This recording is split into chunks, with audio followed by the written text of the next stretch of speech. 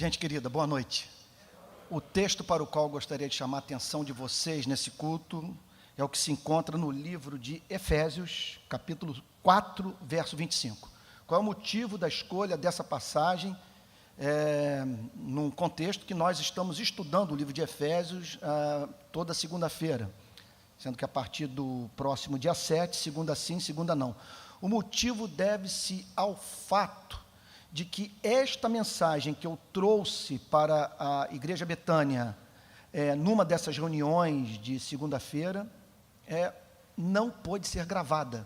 Nós tivemos muitas quedas de luz naquele dia, e essa mensagem se perdeu. E há muita gente, nós não sabemos quantas, mas a gente tem ouvido falar de muitas pessoas de várias partes do Brasil, que estão entrando no site da Betânia e acompanhando as exposições de Efésios. Outro ponto que me faz trazer essa mensagem à igreja, é uma mensagem que nós temos que ouvir. É uma mensagem atualíssima. Foi o texto que eu levei para o púlpito da minha igreja no domingo passado, em 2 encontros inesquecíveis. E foi a passagem que eu levei durante o período de carnaval para várias igrejas de regiões diferentes do nosso país, com manifestações inequívocas do Espírito Santo durante a exposição bíblica. Então, estou com muita esperança de que nós haveremos de ter, pela graça de Deus que está em Jesus Cristo, uma noite inesquecível. Deus vai falar conosco através da sua palavra. Então, a carta de Paulo aos Efésios, capítulo 4, verso 25, que diz assim: por isso, deixando a mentira, fale cada um a verdade com seu próximo, porque somos membros uns dos outros. Esse conectivo que aparece no início do verso 25 é profundamente revelador do espírito do cristianismo. O cristianismo não funciona na vida de quem não usa o cérebro. O cristianismo depende da compreensão da doutrina e da sua consequente aplicação prática. No verso 24, o apóstolo Paulo fala sobre doutrina. Ele chama os efésios para se revestirem do novo homem. No verso 25, o apóstolo Paulo passa para a aplicação prática. O que significa, de modo concreto, se despir do velho homem e se revestir do novo homem, criado segundo Deus, em justiça e retidão, procedentes da verdade. Portanto, é de fundamental importância que a igreja tenha interesse por doutrina. A fé cristã é doutrinária, o que levou o grande João Calvino a dizer: o cristianismo, a igreja não subsiste sem catequese, sem o ensino da doutrina, e através do método da catequese, do sistema de perguntas e respostas. Por isso que a igreja presbiteriana tem o breve catecismo e o catecismo maior, pois ele acreditava que através desse diálogo, mediante o qual a doutrina era comunicada à igreja, cristãos se fortaleciam espiritualmente, e num contexto de profunda preocupação com a aplicação prática da doutrina. E é isso, repito, que ele faz a partir do verso 25. Por isso, é como se ele afirmasse: sendo tudo o que foi falado verdadeiro, o que nos cabe fazer? Como devemos administrar as nossas vidas? E aí o apóstolo Paulo passa para algumas aplicações práticas que muito provavelmente foram determinadas pelo contexto cultural da cidade de Éfeso. Porque uma coisa impressionante é nós observarmos que algumas pessoas, no ato da conversão, elas passam a compreender a verdade, mas de uma forma tão maravilhosa, que as aplicações práticas do Evangelho surgem sem que essas pessoas até mesmo tenham sido ensinadas sobre os efeitos práticos, de uma forma, eu diria, mais concreta, de uma forma mais detalhada, dos efeitos práticos da pregação do Evangelho. Foi o que aconteceu comigo nessa igreja. Quando eu me converti, ficou claro que eu não podia mais manter o meu estilo de vida de surfista na base de venda de contrabando. Então, logo no primeiro mês de conversão, logo no meu batismo, eu cheguei a essa conclusão: não tenho mais como viver desse negócio. Primeiro, que eu tenho que voltar a trabalhar. E segundo lugar, parar com venda de contrabando. Ninguém nesta igreja me falou sobre isso. Mas foi uma compreensão imediata. Me lembro de uma passagem das mais gloriosas da história de missões, contada no diário de David Brainerd, vivida por ele no campo missionário da América, vamos chamar de América colonial. Nós estamos ali no início do século XVIII. Não, período posterior da América colonial. David Brainerd trabalhava entre os índios americanos que não tiveram contato até aquele momento com o Evangelho.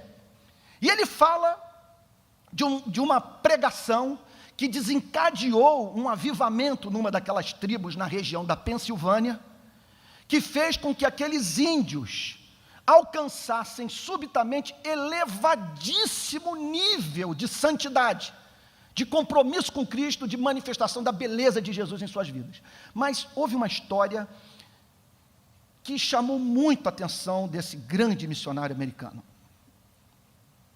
Foi uma senhora, uma índia, o ter procurado aos prantos, buscando perdão para o fato dela ter disciplinado um dos seus filhos com severidade. David Brainerd diz a seguinte coisa: isso é algo que só o Evangelho pode produzir. Nós nunca falamos nada naquela tribo sobre educação de filhos. Eram pagãos, sem nenhum contato com o mundo ocidental, gente que jamais havia lido os clássicos da literatura grega, da literatura latina, ou as obras que circulavam naqueles dias, produzidas pelos reformadores. Eram pessoas iletradas. O Evangelho entrou e no minuto seguinte, aquela mulher, mediante um raciocínio lógico surpreendente, chegou à conclusão que crente não deve disciplinar com severidade os seus filhos. Só que nem sempre isso acontece. Isso varia de pessoa para pessoa. E muitas vezes a igreja está imersa num pecado que se tornou tão fortemente arraigado na cultura, que é tarefa do pregador ajudar a igreja a entender a natureza do seu pecado e as implicações práticas da fé cristã para aquela cultura na qual está inserida.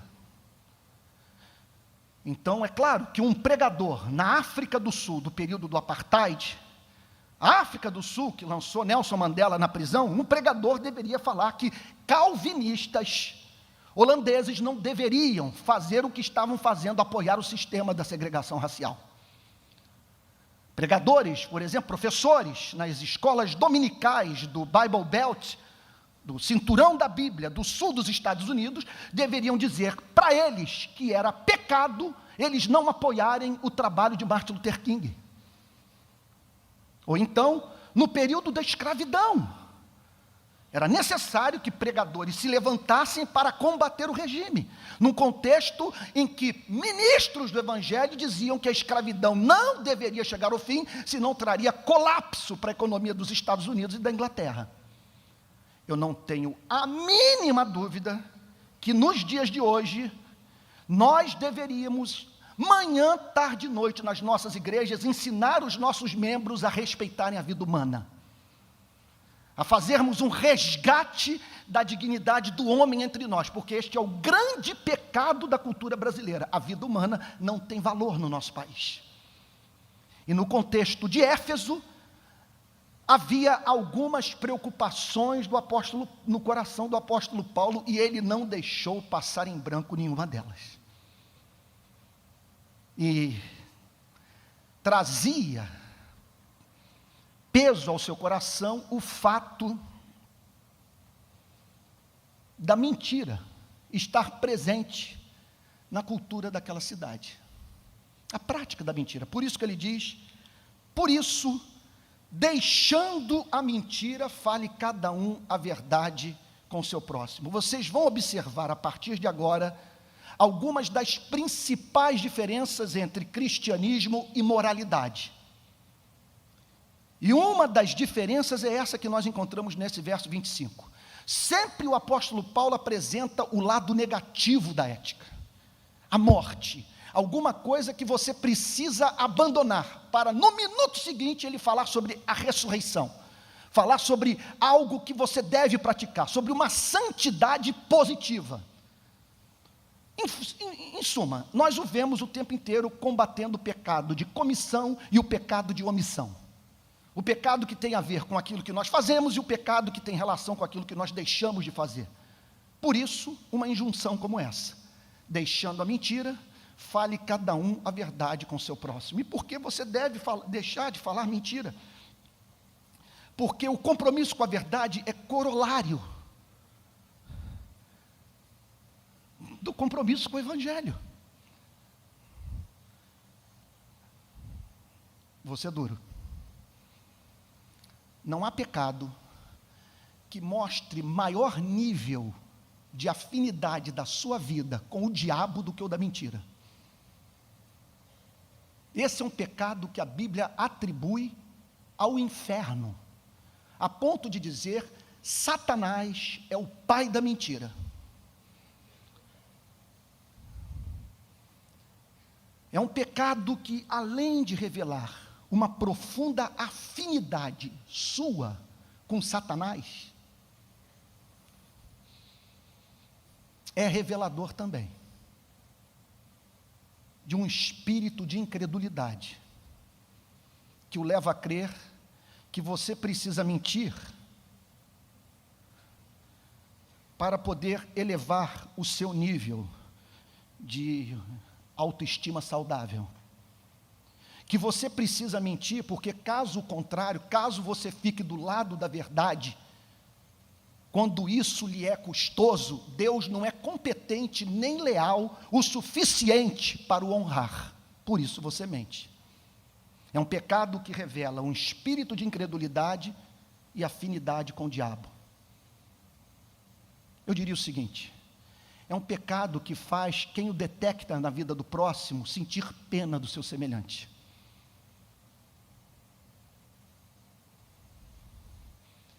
E não apenas isso.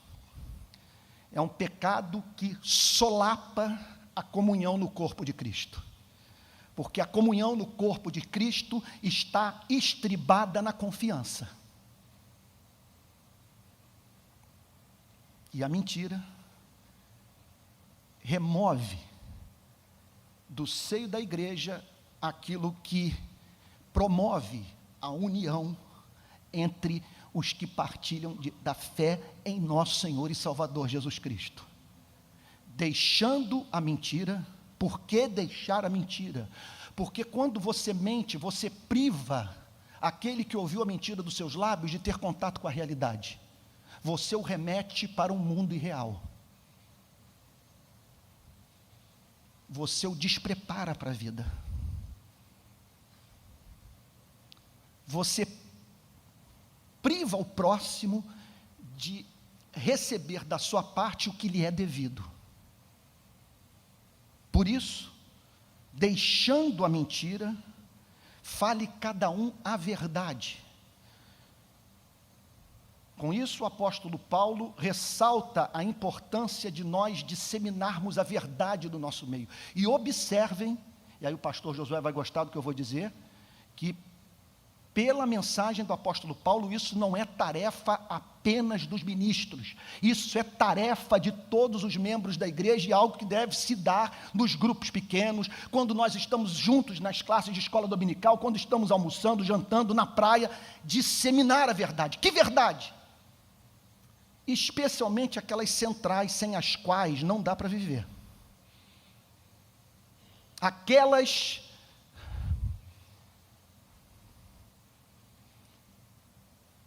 que a cultura presente no mundo ocidental, especialmente no nosso país, na região metropolitana do Rio de Janeiro, nos impede de ter contato. O que deve estar nos nossos lábios e que nós devemos frequentemente falar uns para os outros? Primeiro, que a vida é curta, dura e incerta. Onde quer que o Espírito Santo esteja presente, nós encontraremos a manifestação do Espírito da verdade. E uma verdade, como ressalta Jonathan Edwards, que nos remeterá para o contato com as grandes e fundamentais verdades da vida. E uma das que saltam os olhos é justamente essa: a vida é dura, é curta e é incerta. Outra verdade que deve ser disseminada entre nós, deve ser ensinada por nós aos nossos filhos, que todos os seres humanos vão ter que comparecer diante do tribunal de Deus. Isso é absolutamente certo. Outra verdade, que haverá um juízo final, que haverá um fim de mundo, fim dessa presente era, porque a santidade de Deus exige que essa presente ordem passe. A sua santidade o impede de pensar na possibilidade de viver ad eterno num mundo de morte, de injustiça, de miséria, de luto, de dor. Poderíamos falar também sobre a pessoa bendita de Jesus Cristo e disseminar entre nós a verdade que sem derramamento de sangue não há remissão de pecados, e que se nós queremos entrar no céu, nós precisamos confiar mais na graça de Deus que está em Cristo do que na nossa inocência. Dizer entre nós todos os dias que não é maturidade espiritual você alcançar um nível tal de compreensão da graça a ponto de prescindir de orar e de ler a Bíblia. Uma outra verdade, que o diabo anda ao nosso derredor como leão que ruge procurando alguém para devorar, que ele veleja com o vento, portanto vigie, não abra mão jamais de sair de casa com a sua armadura. Não vá para a cama sem ela. Deixando a mentira, fale cada um a verdade com o seu próximo e observem uma outra característica da ética do apóstolo Paulo, da ética bíblica, da ética que emerge do Evangelho. Ela é inteligente. O cristão, ele sabe por que faz o que faz. Por isso, deixando a mentira, fale cada um a verdade com o seu próximo, porque somos membros uns dos outros. Nós não vamos permitir que a igreja rache, que ocorra uma divisão entre os irmãos por causa da presença do que mais é capaz de minar a comunhão no corpo de Cristo, que é a mentira. Por isso, deixando a mentira, fale cada um a verdade com seu próximo, porque somos membros uns dos outros. Então, eu devo falar a verdade, porque a verdade vai promover a saúde da igreja. Somos membros uns dos outros. Eu vou promover a verdade, vou impedir que a mentira seja disseminada no corpo de Cristo, porque a verdade vai promover vida, e se meus irmãos estiverem bem, isso vai ser bom para mim, vai glorificar a Deus, e vai levar o Criador a sorrir para a vida da igreja. Verso 26, e agora nós vamos para um dos versículos de mais difícil compreensão da Bíblia. Não, talvez não seja certo dizer isso, não é de mais difícil, não, é de difícil compreensão, mas é um dos versículos mais mal interpretados das Sagradas Escrituras. Porque todos nós passamos por alto o estranho mandamento do verso 26, irai-vos.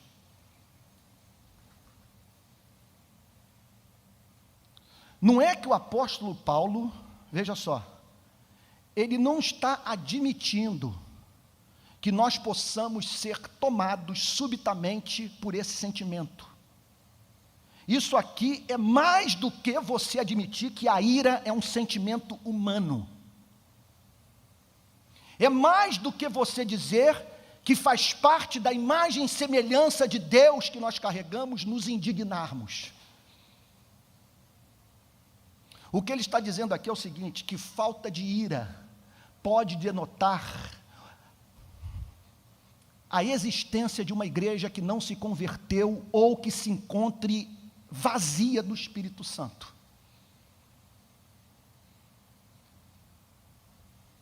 Porque se certos fatos da vida não causam indignação para você, a sua apatia, a minha apatia, podem denotar falta de sensibilidade espiritual, falta de amor. Eu diria para vocês o seguinte: falta esse sentimento no povo brasileiro. A igreja carece dessa emoção. Foi essa emoção que levou Lutero a lutar pela reforma. Foi essa emoção que fez com que o Senhor Jesus Cristo entrasse no templo com um azorrague nas mãos e expulsasse aqueles que vendiam religião. Um sentimento como esse pode levar homens e mulheres a lutarem pela reforma da sociedade e da igreja.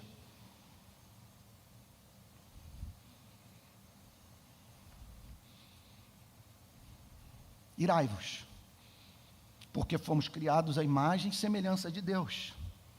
Olhe para esse planeta. Por que nós duramos pouco? Por que a natureza se volta contra nós? Por quê? De vivermos num mundo que mais pode ser comparado a um deserto de serpentes abrasadoras.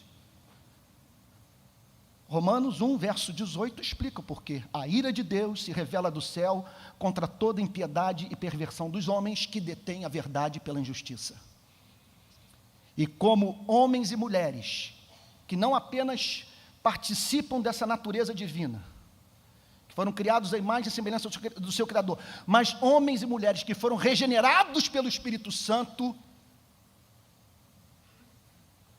é de se esperar que encontremos pessoas experimentando na alma a mesma santa indignação experimentada por Deus. Outro dia, alguém me falou da presença forte do pecado da simonia. É uma versão nova de um antigo pecado que você encontra no Novo Testamento, e que depois se tornou bastante presente na história da igreja, quando bispos vendiam cargos eclesiásticos. Vem de Simão, que tentou comprar o dom do Espírito dos apóstolos, e que por isso foi amaldiçoado por eles. Simonia. Pois eu já soube, através de mais de uma fonte, que há o hábito no nosso país de determinados pregadores ligarem para pessoas que estão organizando grandes eventos no meio evangélico e oferecerem dinheiro para poderem pregar. Porque eles sabem que aquele investimento de capital haverá de trazer dividendos no futuro. Porque se eles pregarem naquele mega evento, a agenda estará lotada para os próximos 5 anos. Se isso não causa ira em você, eu quero lhe dizer que me dá vontade de vomitar.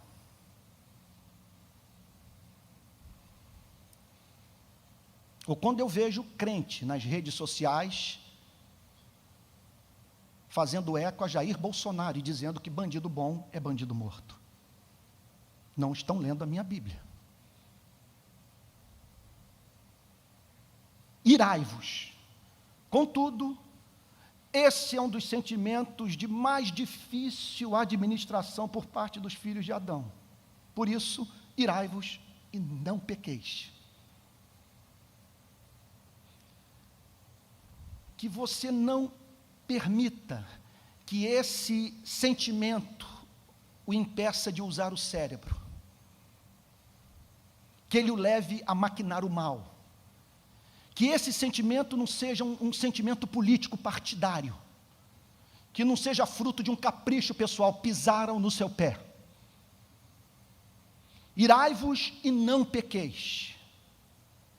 Que você regule no coração a expressão desta emoção, de maneira que ela se transforme em energia positiva, transformadora, que o leve a dissociar a maldade, isso muitas vezes é o que tem que acontecer, da pessoa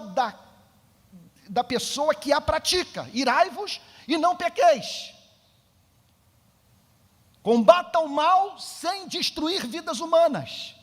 Irai-vos e não pequeis. Não se põe o sol sobre a vossa ira. E o interessante é que num dos sermões do grande Martin Lloyd Jones, ele declara que a palavra ira, nesse verso 26, que aparece 2 vezes, tem significados completamente diferentes, e nesse ponto nós somos traídos pela língua portuguesa.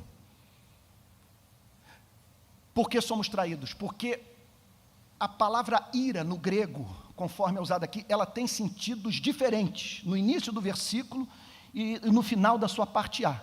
Irai-vos e não pequeis, não se põe o sol sobre a vossa ira. A primeira ira, ela não é de natureza necessariamente pecaminosa. É uma emoção que brota quando você vê a santidade de Deus ser desrespeitada e o homem explorado pelo seu semelhante. Aí você sente essa indignação. Só que a ira que aparece no final da frase tem um outro significado, que poderia ser traduzido para a língua portuguesa como rancor. É uma coisa mais arraigada, é um estado de alma. É como se ele dissesse, e de fato o que ele está dizendo: irai-vos e não pequeis, não se põe o sol sobre o vosso rancor, que você não vá para a cama para maquinar o mal. E que você não permita que isso traga ruína para a sua alma, que o torne azedo e amargo. Converse consigo mesmo na cama. Não se ponha o sol sobre a vossa ira. Não permita que você amanheça no dia seguinte com fome e sede de vingança. Irai-vos e não pequeis. Não se põe o sol sobre a vossa ira. Verso 27. E nem deis lugar ao diabo. Com isso, o apóstolo Paulo está dizendo que nós temos um adversário que veleja com o vento, e que ele pode usar uma emoção santa para nos levar para a prática do que é pecaminoso. É, por exemplo, o caso de pessoas na igreja que têm muito zelo pela doutrina e pela pureza moral dos cristãos, e que muitas vezes são as que mais contribuem para levar crente para sanatório psiquiátrico, para dividir igreja, porque elas têm zelo, mas não têm um pingo de doçura.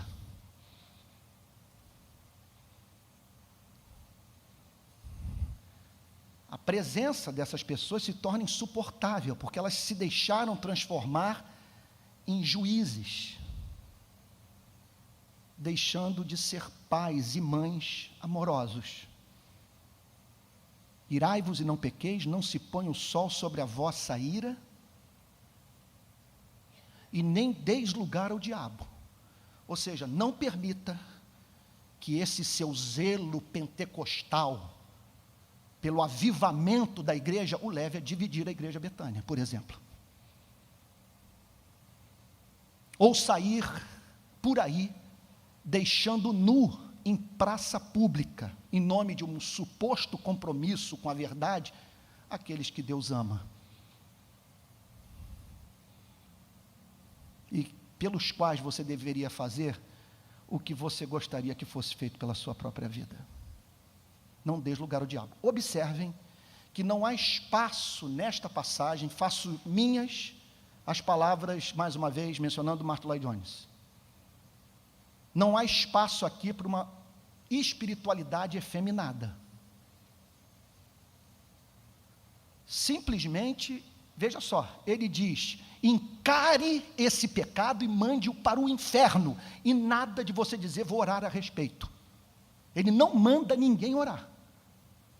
Embora a oração deva estar presente em tudo aquilo que nós fazemos, porque somos eternos dependentes de Deus, observe que não há espaço aqui para irresponsabilidade. Não há espaço aqui para organizarmos uma reunião pentecostal daqui a um mês, o Espírito Santo ser derramado sobre a vida da igreja, numa experiência mística, todos os nossos problemas morais serem resolvidos. A Bíblia não ensina isso. A Bíblia apresenta o processo de santificação como luta diária. Esmurro o meu corpo e o reduzo à servidão, para que, tendo pregado a outros, não seja eu mesmo desqualificado ou desaprovado. Então deixe a mentira, encare esse pecado, chame-o pelo nome, tenha nojo dele, seja o que você é. Veja esse pecado à luz da glória de sua vida, dessa obra espantosa que o Espírito Santo realizou em seu coração. Diga para si mesmo: um homem como eu não praticaria uma coisa como essa, porque eu sou de Jesus, porque eu quero viver para a glória de Deus. Irai-vos e não pequeis, não se põe o sol sobre a vossa ira, nem deis lugar ao diabo. Verso 28. Havia ex-bandidos na igreja de Éfeso. Aquele que furtava, não furte mais. Porque você não deve furtar? Porque você não deve procurar a vida fácil. Você não deve se apropriar do próximo aquilo que não lhe é de direito. E você não deve furtar porque você é crente. E você acredita no Deus que cuida dos lírios e dos pardais e que tem os cabelos da sua cabeça contados. Por isso você não vai assinar o ponto na prefeitura de Niterói sem trabalhar, porque um vereador o colocou lá.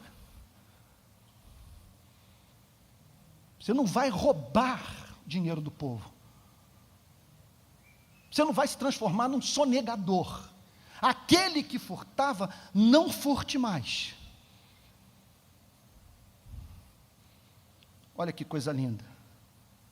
Antes, trabalhe. Porque o princípio mais basilar do amor é não sermos pesados para ninguém. Não torne a vida das pessoas mais difícil do que já é. Não se encoste em ninguém. Vamos ao papo reto. Igreja não é lugar para vagabundo. E não deve haver espaço na família cristã para adolescente de 40 anos vivendo de pensão do pai. A Bíblia nos chama para o trabalho. Então aqui nós vemos uma grande característica do modelo de espiritualidade do Novo Testamento. A Bíblia não nos apresenta o trabalho como uma maldição. Quando ele diz trabalhe, o apóstolo Paulo ao mesmo tempo está santificando o exercício das nossas atividades profissionais, e está dizendo para você e para mim, que você não glorifica a Deus apenas quando você se transforma em missionário, evangelista ou em pastor.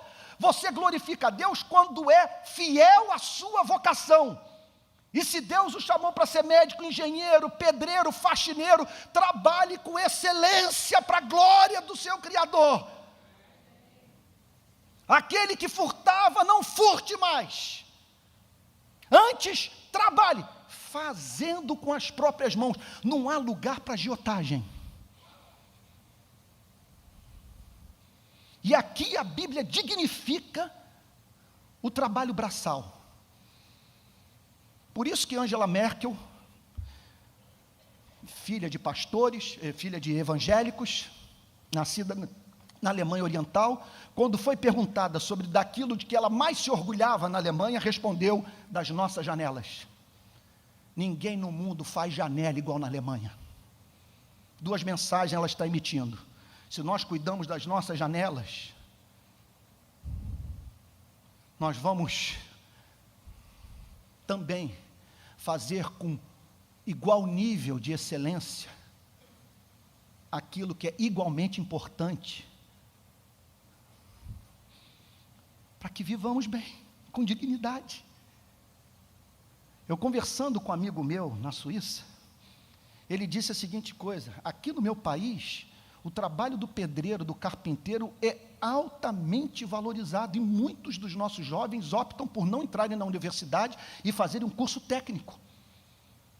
E nós nos orgulhamos das nossas portas, das nossas janelas. Não há espaço para o discurso do presidente Lula, que disse que um dia nós vamos viver no país que o filho do pobre vai deixar de ser pedreiro e vai poder ser doutor. É bom que haja uma igualdade de condição e que permita ao filho do pobre entrar na universidade, que não existe no nosso país. Contudo, sem jamais desmerecer a profissão de pedreiro, sem a qual nós estamos perdidos. Por isso eu diria para você o seguinte: não deixe nenhum garçom abrir garrafa de água mineral na sua mesa sem que você diga para ele muito obrigado. E se a comida foi boa, diga para ele, manda uma mensagem para o cozinheiro, que ele acabou de proporcionar a mim, a minha família, um momento de profundo prazer. Um dos maiores prazeres na vida é a mesa saborosa, farta, na presença de pessoas que nós amamos. Aquele que furtava, não furte mais. Antes trabalhe, fazendo com as próprias mãos o que é bom. Olha como que a Bíblia santifica as atividades profissionais. E essa aqui, gente, eu diria que os protestantes sempre foram melhores do que os católicos na interpretação de uma passagem como essa. Basta você ver a diferença entre o pensamento protestante e o pensamento católico sobre jogo de azar. Os católicos, isso dito por David Landis, um catedrático da Universidade de Harvard, no livro A Riqueza das Nações. O católico dizia, não jogue, porque a probabilidade de você perder é muito grande. Enquanto que o protestante dizia, não jogue, porque pode ser que você ganhe, isso vai ser uma desgraça para o teu espírito. É por isso que na cultura protestante nós não vemos pai rico dando vida mole para filho. Dá estudo, se o filho puder entrar na Harvard, ele vai entrar na Harvard, mas não sem lavar louça, não sem trabalhar em fast food. E por isso que hoje nós vemos muitos filhos de classe média e de famílias ricas vivendo num mundo que não existe, porque foram eternamente paparicados, mimados pelos seus pais.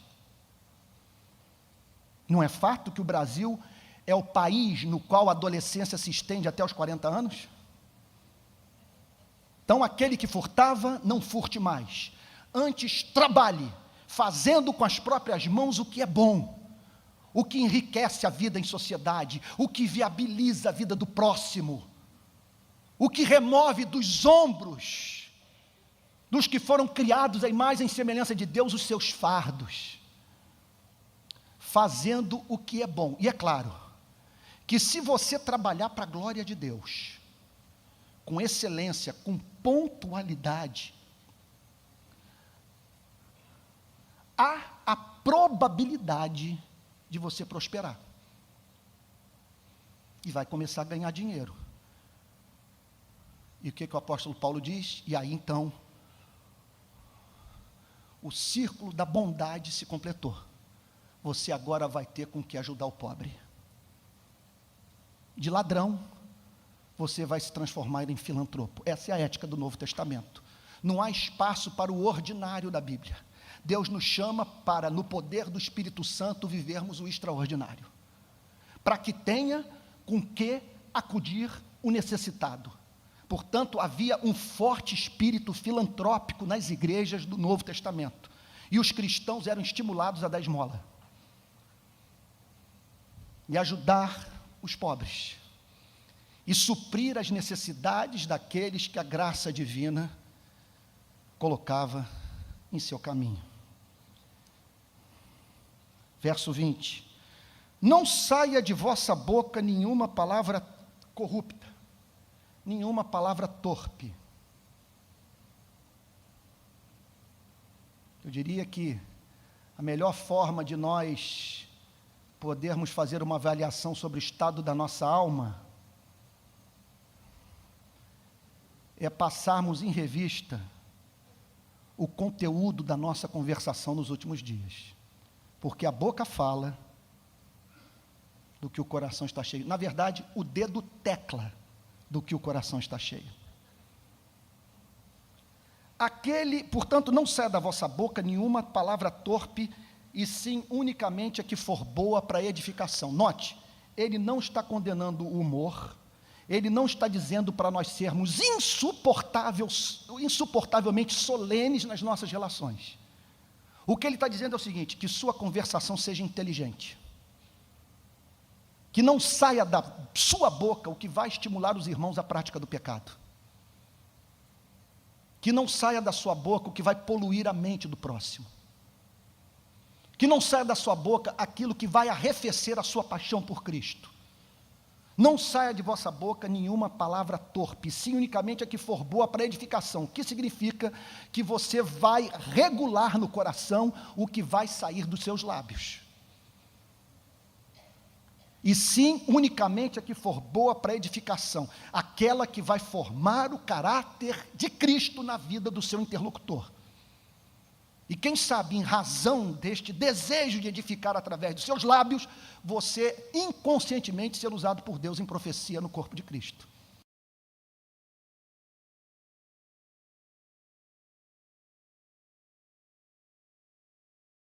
Necessidade significa que você vai adaptar a sua mensagem às circunstâncias do ouvinte. Você não vai comunicar a ele aquilo que ele não está preparado para ouvir, é conforme a necessidade. Você vai levar em consideração as circunstâncias, o estado de alma daquele que você conversa, o seu nível de maturidade espiritual. Não saia de vossa boca nenhuma palavra torpe, e sim unicamente a que for boa para edificação, conforme a necessidade, e assim transmita graça aos que ouvem. O que é transmitir graça? Você vai se transformar num sacramento. Através da sua boca vai sair aquilo que vai fazer os não cristãos desejarem Cristo, e os cristãos ansiarem por serem cheios do Espírito Santo. Sua palavra vai transmitir graça. Então, nesse sentido, eu diria que talvez Martin Lloyd Jones esteja certo ao dizer que os cristãos não falam muito, e que eles não procuram, quando estão numa roda, numa conversa, procurar mostrar sua inteligência, seu bom humor, o seu ego, que eles têm como meta ajudar pessoas nesse mundo incrivelmente maligno a se aproximarem de Deus. A conversação cristã, portanto, é inteligente, visa o fruto, e sim unicamente a que for boa para edificação e transmita graça aos que ouvem. Verso 30, meu Deus, isso aqui é coisa para nós ficarmos a semana inteira estudando esse versículo. E não entristeçais o Espírito Santo. E ele completa na parte B, dizendo: no qual fostes selados para o dia da redenção. O que ele está dizendo é que você deve viver com a consciência que é habitado por um hóspede divino, e que, tal como acontece com você, traz tristeza ao Espírito Santo se sentir ignorado, de você não se dar conta que está recebendo o próprio Deus na casa de sua vida. Essa é uma forma de você entristecer o Espírito Santo, você o ignorar, ou então não ouvir os seus apelos, você o resistir. Há muito ele o está chamando para uma vida mais íntima com Deus, para você conhecer mais as Sagradas Escrituras, para você poder dizer: antes eu conhecia apenas de ouvir falar, hoje os meus olhos te veem. Essa é uma forma de entristecer o Espírito Santo. E o que acontece quando você entristece o Espírito Santo? o Espírito Santo suprime suas bênçãos. Por exemplo, olhe para esse texto. A Bíblia diz que nós fomos selados para o dia da redenção através da instrumentalidade do Espírito Santo. Quando você entristece o Espírito Santo, você perde a noção desse selo, porque esse selo não é para que Deus saiba que você foi salvo. Esse selo foi dado a você para que você se certifique do fato de que nasceu de novo e que é filho de Deus. Quando você entristece o Espírito Santo, você perde essa segurança. O Espírito Santo deixa de incitar você. O que eu estou querendo dizer? O Espírito Santo entrega a carne, e você passa a provar de terríveis tentações, que nada mais representam do que esse entristecimento do Espírito Santo e da sua consequente influência em sua vida. E aí você vai pensar que está precisando de ansiolítico, quando na verdade você está precisando de escrever o seu Salmo 51. Quando Davi adultera com Batseba, faz a imortal, eterna oração: cria em mim um coração puro, renova em mim o espírito reto, não me expulses da tua presença, nem retires o teu espírito de mim, restitui-me a alegria da tua salvação. Quando o crente peca, ele não perde a salvação, ele perde a alegria da salvação. Então, notem a brutal diferença entre cristianismo e moralidade. Preste atenção, gente, isso é um tema altissimamente atual. Observem que esse discurso é intramuros, é para dentro da igreja. O apóstolo Paulo não está chamando os cristãos para falarem sobre esses temas para a sociedade pagã, porque o Novo Testamento não dá esperança para o pagão que não nasceu de novo viver como cristão. O que o pagão precisa é do evangelho libertador de Jesus Cristo. Então, esse tipo de conversa é uma conversa que o pastor tem com uma comunidade de regenerados. O apóstolo Paulo pode conversar com os efésios porque eles haviam nascido de novo. E uma outra característica: o cristianismo jamais dissocia a ética dos seus grandes motivos. Aqui não há mínima preocupação com a coesão da sociedade, ou com a sua reputação, é com a glória de Deus, é com sua comunhão com Deus, é com a pessoa bendita do Espírito Santo. Por isso que quando o cristianismo é corretamente compreendido e vivido no poder do Espírito Santo, você percebe este elemento de espontaneidade não neurótica. Hoje de manhã nós estávamos lendo Salmo 1 lá na nossa igreja. Fogo caiu hoje na nossa igreja.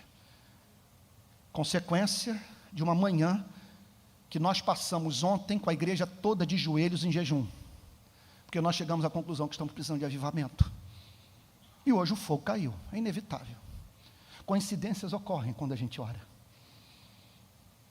E aí então, o que eu estava dizendo? Olha o que a Bíblia afirma, irmãos: bem-aventurado o homem que não anda no conselho dos ímpios, não se detém no caminho dos pecadores, nem se assenta na roda dos escarnecedores.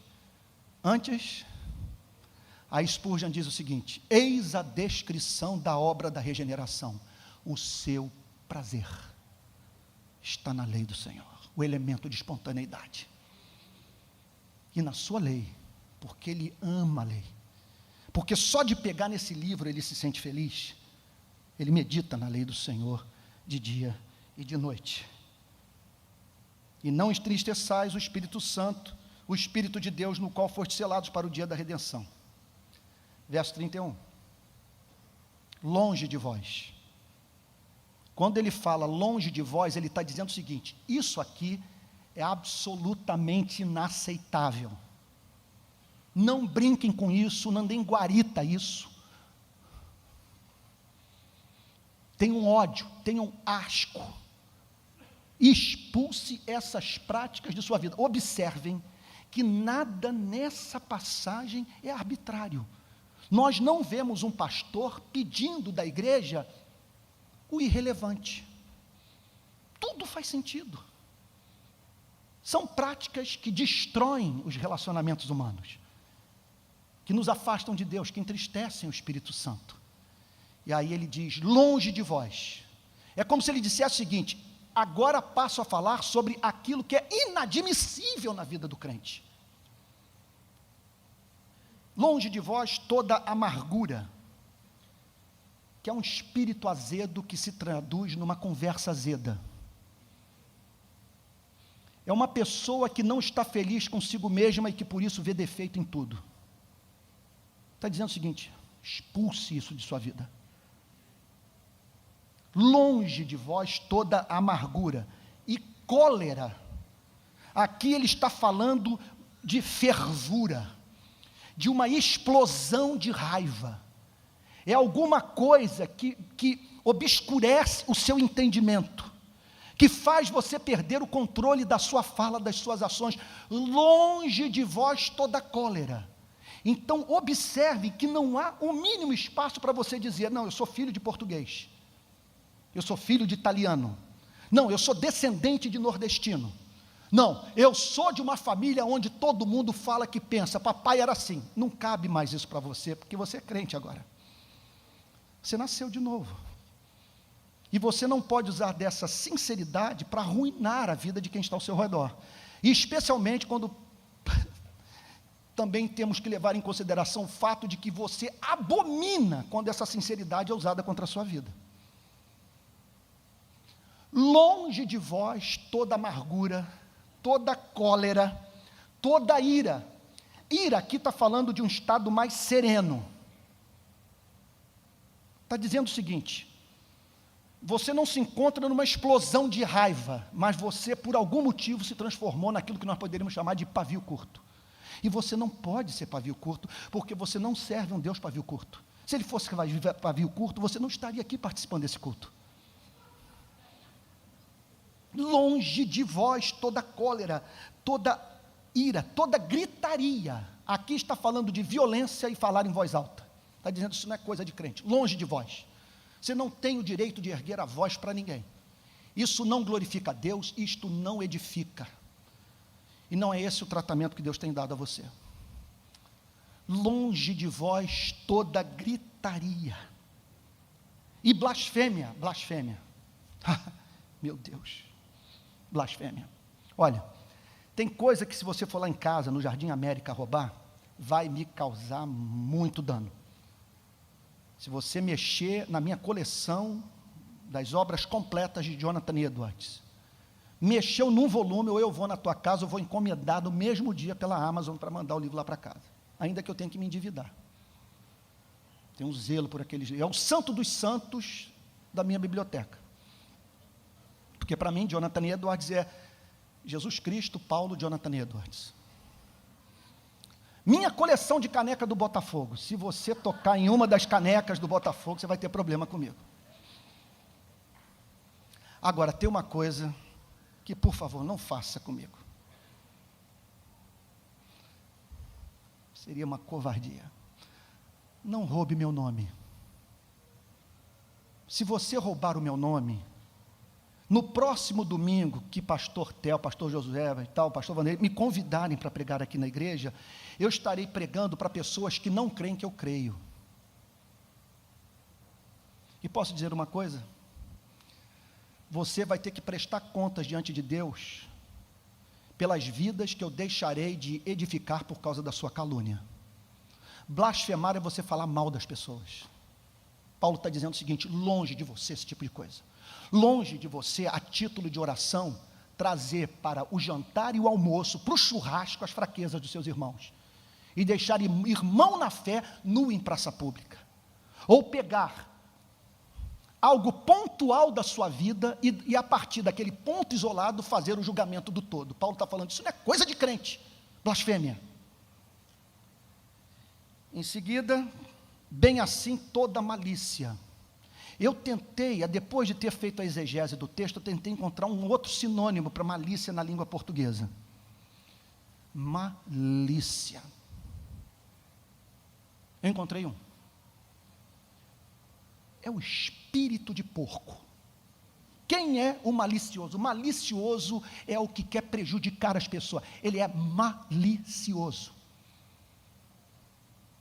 Sabe como que ele vive? Ele vive para extrair de você o que você tem de pior. Malicioso. Olha, eu tenho para mim que nós deveríamos viver da seguinte forma: você me introduz na sua casa, você não tem que ter medo de mim. Você pode lidar comigo de peito aberto, porque eu sou uma ovelha do rebanho de Jesus Cristo. Eu não vou cobiçar sua mulher, não vou cobiçar suas filhas, eu não vou cobiçar a sua reputação, ou não vou afrontar a sua reputação. Você não precisa, ao conversar comigo, chamar uma testemunha, porque eu sou verdadeiro e não tenho a intenção de praticar o mal contra você. O apóstolo Paulo está dizendo: toda malícia, que você não viva para tornar a vida das pessoas mais difícil do que já é. Observem agora, mais uma vez, o apóstolo Paulo saindo da dimensão negativa da ética e passando para a dimensão positiva. Sai da morte, agora vai para a ressurreição. Antes, sede um para com os outros benignos. O que é o benigno? O benigno é aquele que, quando entra numa igreja como essa, por exemplo, passa a sentir a obsessão de aliviar os fardos dos irmãos. Ele é alguém interessado em promover a bondade. Ele é benigno. Ele ama levar pessoas a um estado de felicidade de alma. Antes, sede uns para com os outros benignos, compassivos. Que palavra! Isso aqui eu diria o seguinte: é um golpe na cultura brasileira.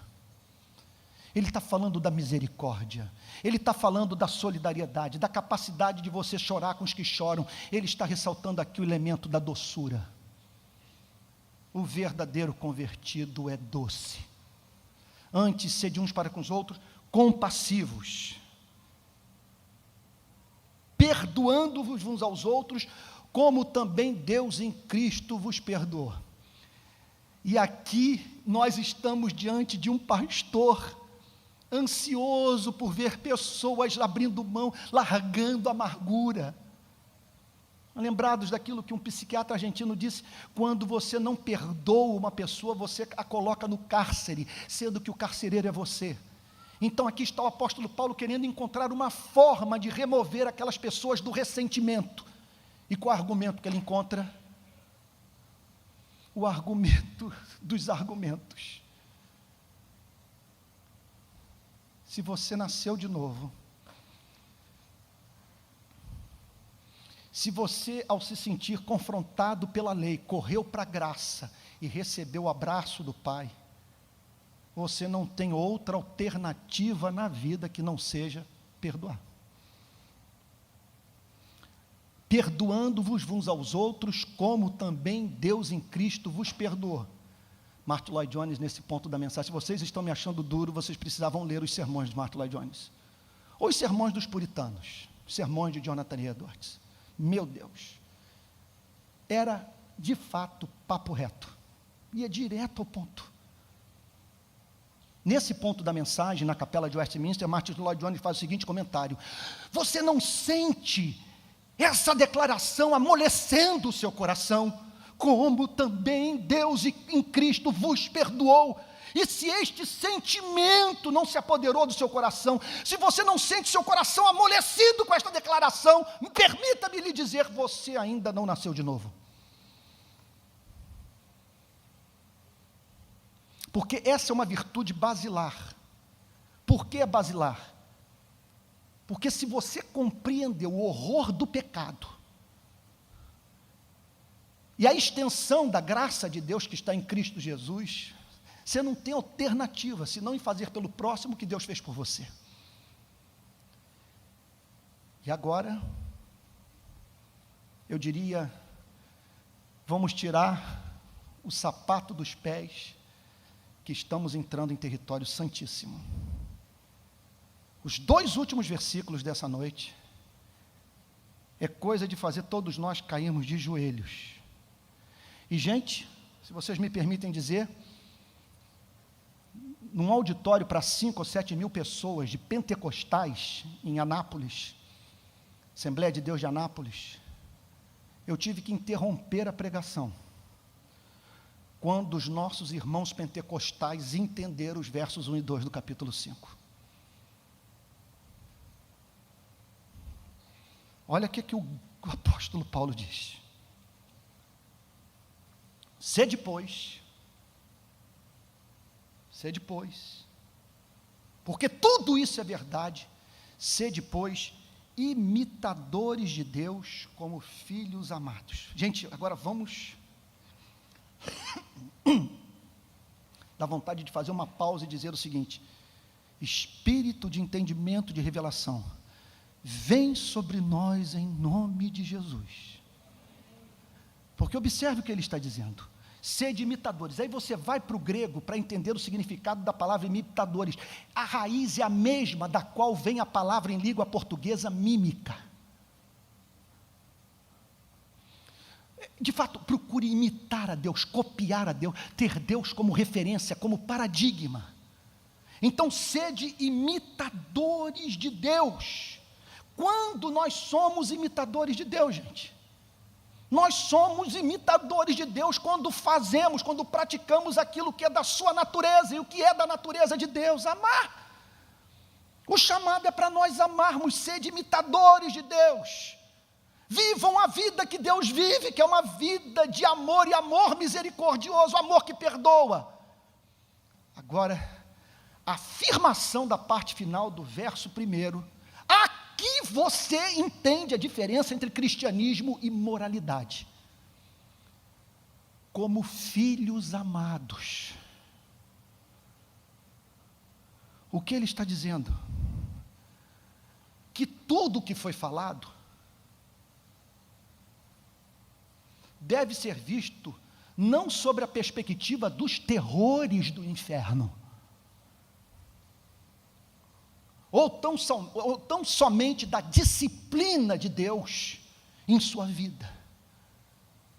O que vai gerar o espírito de espontaneidade, as palavras não são minhas, o que vai criar em você o senso de inevitabilidade, a ponto de você olhar para a vida cristã e dizer: eu não tenho alternativa senão praticar o cristianismo, é a consciência de que você é amado, como filho amado,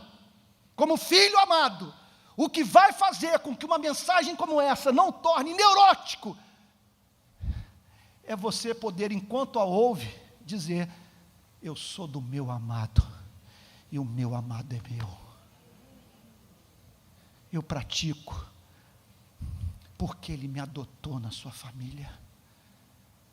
Faço o que faço, porque eu quero revelar o caráter do meu Pai. Porque eu não quero desonrar o nome da família. Eu estava agora, na verdade esse diálogo eu tive há 2 anos, num campo de refugiados palestinos, em Israel.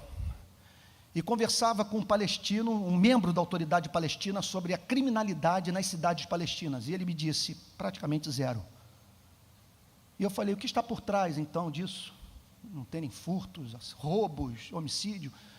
Ele falou: por causa do conceito de honra na nossa cultura. Quando uma pessoa na nossa cultura pratica um crime, ela desonra o pai, desonra a mãe, desonra os seus irmãos, seus tios, os seus avós. E ninguém quer trazer esse opróbrio para a vida da sua família. Eleve isso ao infinito e você terá uma ideia do que significa viver como filho amado de Deus, como membro dessa família. Então o chamado é para que você tome consciência da sua dignidade, que você se torne então livre para lavar os pés dos irmãos, porque você sabe quem você é. Amado, como filho amado. E aí então, o verso 2: e andai em amor. O verbo andar é um hebraísmo.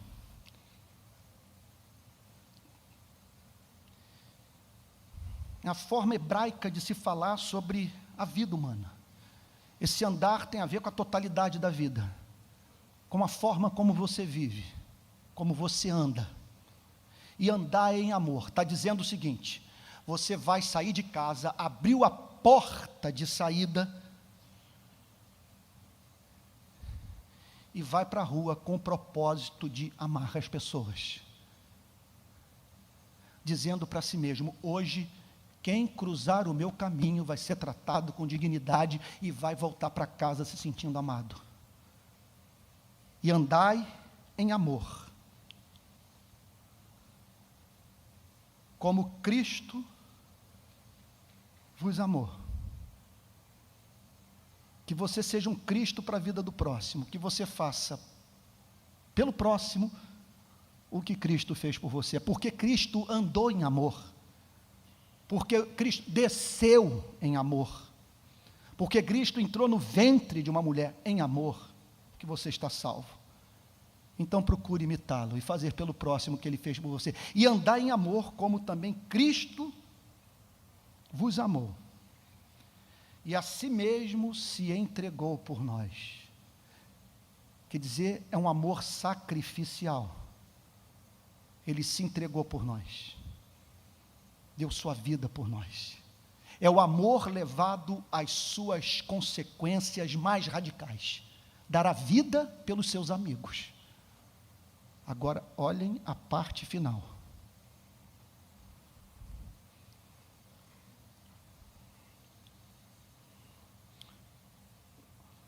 Como também Cristo vos amou, se entregou a si mesmo por nós, como oferta.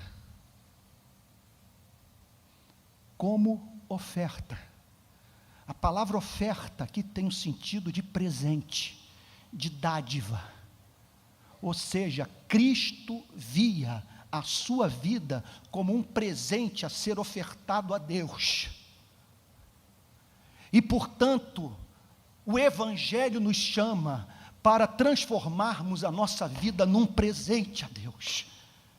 Quando eu penso na história da minha vida, que eu participei, que minha mãe querida me perdoe, e eu participei do casamento da minha mãe. Minha mãe me concebeu antes de casar. E houve um período de muita instabilidade. Parece que meu pai não acreditava que eu fosse filho dele. E na década de 60, vocês imaginem o que é uma mulher grávida, fora do casamento na década de 60. Minha mãe, sem nenhum motivo, vamos assim dizer, superior,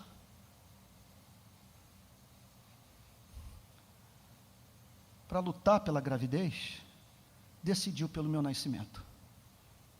Eu fui tomar conhecimento dessa história quando eu tinha 15 anos. Com 20 eu me converti na igreja Betânia.